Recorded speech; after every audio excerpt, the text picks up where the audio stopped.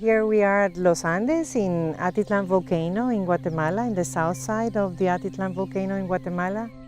Los Andes is a coffee and tea farm. It's a family estate. We have worked it with our family since the 1980s. The objective of working here as a family is to be able to work with conservation of nature, with the production of coffee and tea in a sustainable and in a harmonious way. Guatemala is a great example of how small hydroelectrics have been promoted, so that if you see the map of Guatemala's energy sources, a huge amount of that is small hydroelectrics. And that would be very beneficial for Guatemala because it's going to be able to allow us to protect the few forests that we still have. One of the benefits is that it saves money for people with hydroelectric.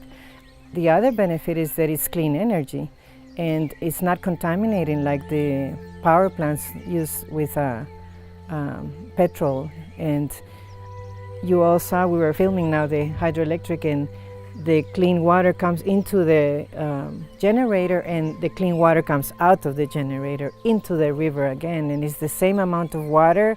You don't have to use up any of the water. You don't have to contaminate it at all. So it's a responsibility also, if you have water sources from the mountain, that you give the next community down below you, you also give the same quality of water. And a hydroelectric allows for that. We are here in Los Andes power plant. We are not connected with the grid, with the electrical system of the nation. So this is the only energy we have. This is the plant that produces all the electricity for Los Andes. So here we have like 125 kilowatts of energy.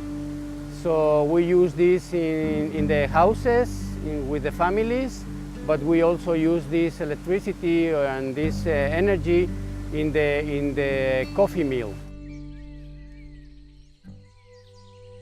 And in some areas of the country, there's some wrong ideas of hydroelectrics because there has been the wrong information distributed in the country for like small towns and stuff, and they are afraid of hydroelectrics because they think that it might like overflow where they live, or they might have to pay a more expensive price for their energy than what they're paying, or they think that it might damage in some way, that it might even contaminate.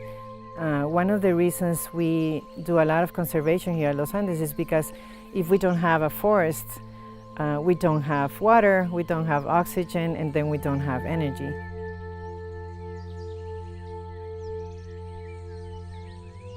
So at the end, the cost of producing coffee is less, because when we are processing the coffee in the mill, we don't pay for the energy we use. Like 60 years ago, is nothing here. So these people came and made this farm, and they want to produce tea, so they need energy to produce tea. So they decide to make a little plant here and have your own energy and don't depend on the grid. We are like an island here. We produce our own electricity, our own power. Anybody else in the world that has a forest, and this is a way to protect it. I mean, also hydroelectrics can allow you to sell a little bit of the energy to the grid. That gives you a little bit of the income. With the income, you can pay for the forest rangers that protect the forest.